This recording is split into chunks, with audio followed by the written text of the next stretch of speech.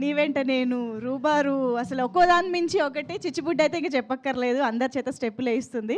So yes, now over to Bheems. First of all అందరికీ నమస్కారం అండి. ఈ సినిమాకి ఫస్ట్ పాట నన్ను ఫస్ట్ మీట్ అంటే నేను శేష్ సార్ కలిసినప్పుడు, షనిల్ సార్ కలిసినప్పుడు ఫస్ట్ సిచ్యువేషన్ చెప్పినప్పుడు, కథల ఒక ఐడియా చెప్పినప్పుడే ఫస్ట్ ట్యూన్ అయిపోయింది రూబరు. దాని తర్వాత నీ వెంటే నేను, నా వెంటే నువ్వు, ఇది కూడా అయిపోయింది. ఒక చిచ్చుబుడ్డికి మాత్రం ఆల్మోస్ట్ ఒక 30 to 40 వరకు పంపించి ఉంటాను ట్యూన్స్. కాకపోతే అందులో నాకు నచ్చిన ట్యూన్స్ కంటే కూడా ప్రజలకు నచ్చే ట్యూన్ ఏదైతే ఉందో అది మాత్రం శేష్ సార్ ప్రాపర్గా క్యాచ్ చేసి అది మన ముందు ఉంచారు. దాని పేరే చిచ్చుబుడ్డి. అండ్ ఈ సినిమాలో బ్యాక్గ్రౌండ్ స్కోర్లో మీకు మరి ఇంతలా ప్రేమిస్తారా, మరి ఇంతలా ప్రేమిస్తారా, మరి ఇంతగా వేధిస్తారా, మరి ఇంతలా ప్రేమిస్తారా అనే సాంగ్ని పూర్తి స్థాయి పాట ఉన్నప్పటికీ కూడా ఇది ఇక్కడ ఉంటే బాగుంటుందని నన్ను అడిగినప్పుడు నాకు అనిపించింది, ఒక చిన్న మనిషి పూర్తి స్థాయిలో తయారయ్యాక, ఒక అమ్మాయి అయినా ఒక అబ్బాయి అయినా, ఒక చిన్న బొట్టు దేవుడి రూపంలో మనం ఇక్కడ పెట్టుకుంటే అది గొప్పగా ఉంటుంది. ఒక అమ్మాయిలు అయితే ఇక్కడ చిన్న బొట్టు బిల్ల పెట్టుకుంటే అది అందంగా ఉంటుంది. సో అది చిన్నదైనా పెద్దదైనా దాని ప్రత్యేకత దానిదే కాబట్టి అది అక్కడ ఉండడం నాకు రైట్ అనిపించింది. అందుకే అది దాని సినిమాలో పెట్టినప్పుడు, సినిమా థియేటర్లో చూసుకున్నప్పుడు గర్వంగా ఫీల్ అవ్వడం చాలా సంతోషంగా అనిపించింది. ఇకపోతే షనిల్ డియో సార్ డైరెక్టర్ గారు షనిల్ డియో సార్, మిమ్మల్ని కలిశాక, మీతో మాట్లాడాక, మిమ్మల్ని కలుస్తూ ఉన్నప్పుడు, మీతో డిస్కషన్స్ చేస్తూ ఉన్నప్పుడు, పాటల విషయంలో కావచ్చు, పర్సనల్ విషయాల్లో కావచ్చు, నాకు అనిపించింది ఏంటంటే మిమ్మల్ని చూసినప్పుడు మీరు ఎంత శాంతంగా ఉన్నారో మీ మాటల్లో కూడా అంతే ప్రశాంతత ఉంటుంది. నిజం చెప్పాలంటే పోలిక నాకు తెలిసి గొప్పదని నేను ఫీల్ అవుతున్నాను. ఒక మదర్ తెరీసా కనుక నిజంగా బతికుంటే, మీ రూపంలో ఒకవేళ జీవించి ఉంటే కనుక, అంత గొప్ప మనసుని, అంటే ప్రపంచంలో కరువు లేనిది ప్రేమ ఒక్కటే అని చెప్పిన గొప్ప మనిషి మదర్ తెరీసా గారు. అందుకే నేను అంటున్నాను, ప్రపంచంలో కరువు లేనిది ఒక్కటే, ప్రేమ ఒక్కటే. అలాంటి ప్రేమని ఇవ్వగల మనసున్న గొప్ప వ్యక్తి Shanil sir. And thank you so much. వీలుంటే చెప్పండి, మీతో కలిసి నెక్స్ట్ ప్రాజెక్ట్ చేయాలనిపిస్తుంది, నాకు చేయాలనే కోరిక ఉంది నాకు. ఇకపోతే రెండోది, చాలాసార్లు సహనాన్ని కోల్పోతూ ఉంటాం, చాలాసార్లు ఓపిక నశించిపోతూ ఉంటుంది, చాలాసార్లు మనకు కోపం వస్తూ ఉంటుంది. ఎందుకు ఈ పని, ఎందుకు ఇదంతా అని ఒక తెలియని నిరాసక్తత, నిరాశ మన దగ్గరికి వస్తూ ఉంటాయి. కానీ పూర్తి స్థాయి ఒక పనిని ప్రేమించి, పూర్తి స్థాయిలో దాని పట్ల బాధ్యతగా, దాని మీదనే దృష్టి కేంద్రీకరించి, ఒక పనిని సగర్వంగా ప్రపంచం ముందు నిలబెట్టగలమని ఒక పూర్తి స్థాయి సహనం కలిగినటువంటి ఒక వ్యక్తిని, పూర్తి స్థాయి ఒక ఓపిక ఉన్నటువంటి వ్యక్తిని, పూర్తి స్థాయి నాణ్యత గల పనిని తీసుకోగలిగే శక్తివంతమైన వ్యక్తిని నేను కలుసుకున్నాను. ఆ వ్యక్తి పేరు అడవి శేష్ సార్. ఇది ఎందుకు చెప్తున్నానంటే, వేదిక ఎక్కాం కదా, 4 మాటలు చెప్పేసి వెళ్ళిపోవచ్చు, 4 కహానీలు కూడా చెప్పేసి వెళ్ళిపోవచ్చు. నేను ఆయన కలిసినప్పుడు, భీమా నేను కొంచెం అది, నేను కొంచెం ఇది, నేను కొంచెం నువ్వు ఇబ్బంది పడొద్దు అనేవారు. నేను అన్నాను, మీరు ఎప్పుడైతే రూబరు పాటను నా దగ్గర నుంచి ఒక ట్యూన్ రూపంలో తీసుకున్నారో నేను అప్పుడే ఫిక్స్ అయ్యాను. ఓకే, నేను ఏ ఉద్దేశంతో అయితే చాలాసార్లు ఇలాంటి పాటలు చేయాలని కోరుకున్నాను, ప్రజల ముందు తీసుకెళ్లాలనుకున్నాను, అలాంటి ఒక సినిమా నాకు దొరికిందని నేను ఆశపడ్డాను. అప్పుడు ఏమనిపించిందంటే, నేను సార్తో ఒక మాట అన్నాను, సార్ నేను యాజ్ ఎ మ్యూజిక్ డైరెక్టర్గా మీతో నేను కలిసి పనిచేయట్లేదు, నేను యాజ్ ఎ భీమాగా మీ దగ్గర కలిసి పని నేర్చుకుంటున్నాను. అది నాకు చెప్పడానికి ఈ పూట కూడా నేను గర్వంగా ఫీల్ అవుతున్నాను. బికాస్ ఒక కొత్త తరహా ఆలోచనని ప్రపంచం ముందు తీసుకెళ్లాలంటే కొత్త తరహా మనస్తత్వం కలిగిన వ్యక్తులతో సహవాసం చేస్తేనే సాధ్యమవుతుంది. అందుకే ఇప్పటిదాకా మన తెలుగు పరిశ్రమలో చాలా చూసాం మనం, బట్ ఇప్పటిదాకా అపజయ మెరుగని ఒక హీరోని మన అడవి శేష్ సార్ రూపంలో చూస్తున్నాం. అపజయమంటూ ఎరుగని ఒక వ్యక్తిత్వాన్ని ఆయన రూపంలో మనం చూస్తూ ఉన్నాం. అందుకే ఈరోజు మీ అందరితో కలిసి మళ్ళీ మళ్ళీ నిన్నే చూడాలని అంటున్నది మనసే, కాసేపు నువ్వు నేను కలిసే క్షణంలో లోకమంతా తెలిసే, నువ్వే నాకు దాదాపుగా అయిపోయావే అలవాటుగా, ఎంత ఎంత నేనాపినా నా ప్రాణమే ఆగనంటోందిగా, రుబరు ఏ రుబరు ఏ రుబరు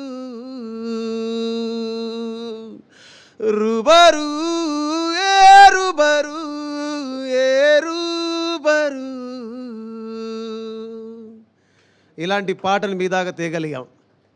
దీని తర్వాత నాకు ఎస్పెషల్లీ ఈరోజు ఇక్కడ మాట్లాడడానికి ఇంకో కారణం ఏంటంటే, ఎవరిని చూసి ఇన్స్పైర్ అయ్యి ఎవరి దగ్గరికి వెళ్ళి అయినా సరే ఎవరి దగ్గరికి వెళ్ళి పాట రాస్తే నా జీవితంలో ఒక గొప్ప విషయంగా భావిస్తాను, గొప్ప మనిషిగా మారగలను, గొప్ప పేరు సంపాదించగలను అని నేను ఫీల్ అయ్యి ఒక 25 ఏళ్ల క్రితం ప్రయాణం మొదలుపెట్టిన నా ప్రయాణంలో నాకు ఇప్పుడు ఈ సినిమాకి సంబంధించి నా జన్మ ధన్యమైపోయింది. ఏంటంటే రూబరు పాట విని వాకింగ్లో కలిసిన Mani Sharma sir, legendary Mani Sharma sir, అబ్బాయి ఏంటి పాట ఏంటిది ఏంటిది అన్నారు. ఏమైంది సార్ అన్నాను. చాలా బాగా పాడావయ్యా అన్నారు. ఏం పాట పాడాను సార్ అంటే, అదే రూబరు రూబరు అని అన్నారు. సార్ చెప్పండి నచ్చిందా మీకంటే? నిజంగానే నచ్చింది, చాలా చాలా బాగా పాడావు. బాగా పాడటం కంటే కూడా నాకు నువ్వు పాడిన తర్వాత గుర్తొచ్చిన విషయం ఏంటంటే, దివంగతులైనటువంటి కేకే గారు నాకు గుర్తొచ్చారు. అంత గొప్పగా పాడావయ్యా నువ్వు ఈ పాట నీ వాయిస్కి బాగా సూట్ అయిందని చెప్పారు. కేకే గారితో నా వాయిస్ని పోల్చడం అనేది ఒక గొప్ప విషయం అయితే, ఇంతకుముందు నువ్వు ఏదైనా పాటలు పాడావా అని అడిగారు. ఇంతకుముందు నేను ఎన్నో పాటలు పాడాను, అన్ని బ్లాక్ బస్టర్స్. నేను పాడిన ఎవ్రీ సాంగ్ బ్లాక్ బస్టరే, హ్యూజ్ బ్లాక్ బస్టర్స్ అనమాట. కానీ నన్ను ప్రత్యేకంగా ఈ పాట పేరు చెప్పి ఈ పాట చాలా బాగా పాడావని చెప్పారు. మణిశర్మ సార్, మీకు నా పాదాభివందనం. అయితే దీని క్రెడిట్ మొత్తం నేను షనిల్ డియో సార్కి, శేషు సార్కి అండ్ సుప్రియ మేడంకే ఇస్తాను. ఈ పాట పాడాక యూట్యూబ్లో 4-5 కామెంట్లు పెట్టారు, ప్రతిసారి వీడు ఎందుకు పాడతాడు అని ఏదో తిట్టారు నన్ను. వీడి వాయిస్ వినలేకపోతున్నారా బాబు, వీడి ఎంట్రీ ఏంది ప్రతిసారి, వీడి సినిమాలో అబ్బో ఏంద్రా ఈ టార్చర్, మాకు ఏంది టాక్సీ కానీ కొందరు పెట్టారు. వాడని అమ్మ బడవ నేను పాడనని చెప్తూనే ఉన్నా కదరా. నేను శేష్ సార్కి చెప్పాను, ఈయన వినలేదు. ఇప్పుడు ఏం చేయాలి? సుప్రియ మేడంకి చెప్పాను, వినలేదు.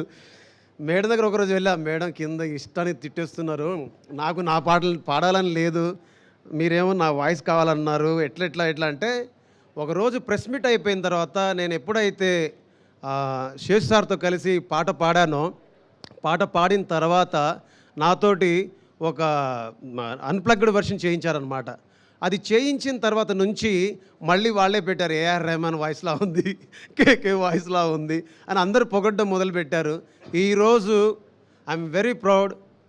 జంజీ జనరేషన్కి చాలా దూరంగా ఉన్న నేను చాలా దగ్గరికి రీచ్ అయిపోయాను ఈ పాటల ద్వారా, ఈ సినిమా ద్వారా, because of Seshu sir, Shanil sir, Supriya madam. And ఈ సినిమాలో లాస్ట్కి నాకు ఇంతకుముందు నేను ఈ పాటను ఎక్కడ పర్ఫామ్ చేయలేదు బేసిక్గా, బట్ నాకేంటంటే చాలా ఇష్టమైన పాట.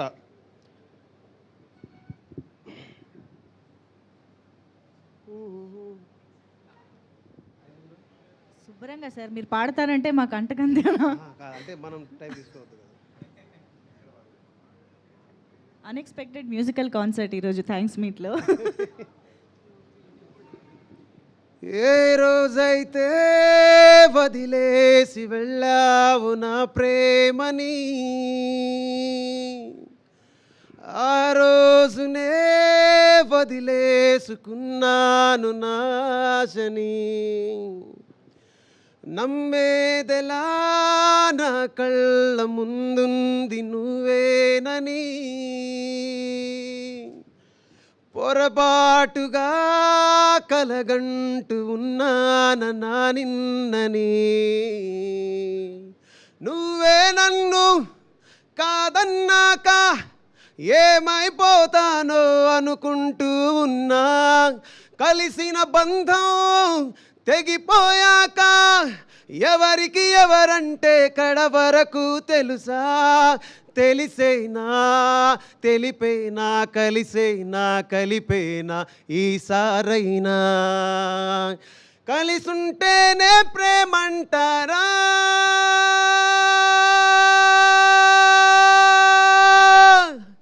నిజమంటేనే కల అంటారా, నీ వెంట నేను నా వెంట నువ్వు మన వెంట ప్రేమ అలలాంటిదేనా, నాతోటి నువ్వు నీతోటి నేను మనకున్న ప్రేమ అనుకున్నదేనా. ఈ పాటలు రాసిన భాస్కర్ భట్ల సార్. సార్ ఒకసారి రండి. నేను సార్ కలిసి రాసిన చేసిన సినిమాలలో నువ్వు నవ్వుకుంటూ వెళ్ళిపోమాకే ఎంత పెద్ద హిట్టో మీకు తెలుసు.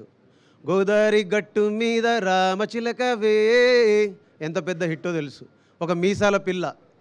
కానీ అన్ని పాటల్లో ఇది మాకు మాత్రం ఒక ప్రత్యేకంగా ఉండిపోతుంది. ఎందుకంటే అన్ని సినిమాల్లో సార్ ఒక్కొక్క పాట మాత్రమే రాశారు. బట్ ఈసారి మాత్రం ఈ సినిమాలో పూర్తి స్థాయి పాటలు రాసే అవకాశం కలిగింది. అవకాశం ఆయనకు దొరికింది, ఆ అవకాశం నాకు దొరికింది. ఆ అవకాశం ఇచ్చినందుకు, అన్ని పాటలు రాసే అవకాశం ఇచ్చినందుకు మనస్ఫూర్తిగా Seshu sir, Shanil sir, Supriya madam, thank you so much. నేను ఫైనల్గా చెప్పాల్సిన వర్డ్స్ సుప్రియ మేడం గారి గురించి 2 ముక్కల్లో చెప్పేస్తాను. ఎక్కువ టైం తీసుకున్నట్టు క్షమించండి. అన్నపూర్ణ స్టూడియో ముందు ఇంతకుముందు వాటర్ పైప్ లీక్ అవుతూ ఉంటుంది అనమాట. ఆ వాటర్ పైప్ లీక్ దగ్గర నుంచే వాటర్ వస్తుంటే ఆ వాటర్ తీసుకొని అక్కడే బట్టలు ఉతుక్కొని అక్కడే పాటలు రాసుకుంటూ అక్కడే ఆ పిచ్చి మొక్కల మీద ఆరబెట్టుకొని అక్కడి నుంచి ఈ స్టూడియోలోకి ఎలా రావాలి, వీళ్ళని ఎలా కలవాలి అని సుమారుగా ఒక 8 సంవత్సరాలు అక్కడ తిరిగేవాడిని, కలవడానికి ప్రయత్నాలు చేసేవాడిని, తన్నులు తినేవాడిని, ఎదురు చూసేవాడిని. కానీ ఒకరోజు రానే వచ్చింది అన్నపూర్ణ స్టూడియోలోకి నన్ను తీసుకెళ్ళి ఒక స్టూడియోలో నాకంటూ ఒక రికార్డింగ్ స్టూడియో పెట్టుకొని పనిచేసే అవకాశం ఈ నేచర్ ప్రకృతి కల్పించింది. అలాంటి ప్రకృతి నాకు దీవెనలు ఇచ్చి సాక్షాత్తు ఒక కనకదుర్గం అంటే బెజవాడ దుర్గమ్మ లాంటి ఒక గొప్ప దేవాలయంలోకి నన్ను ప్రవేశపెట్టింది.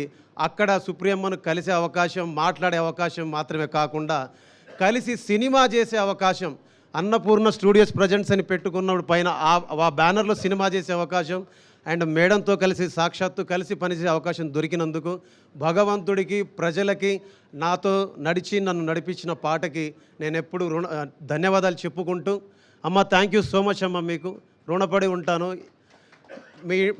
మీ స్టూడియోలో అంటే నేను అడుగుపెట్టిన దగ్గర నుంచి అమ్మ Dhamaka blockbuster, Balagam blockbuster, mad blockbuster, mad 2 blockbuster, Tillu square blockbuster, సంక్రాంతికి వస్తున్నాం blockbuster, Shankara Varaprasad blockbuster, now my dacoit Adivi sir dacoit also block buster.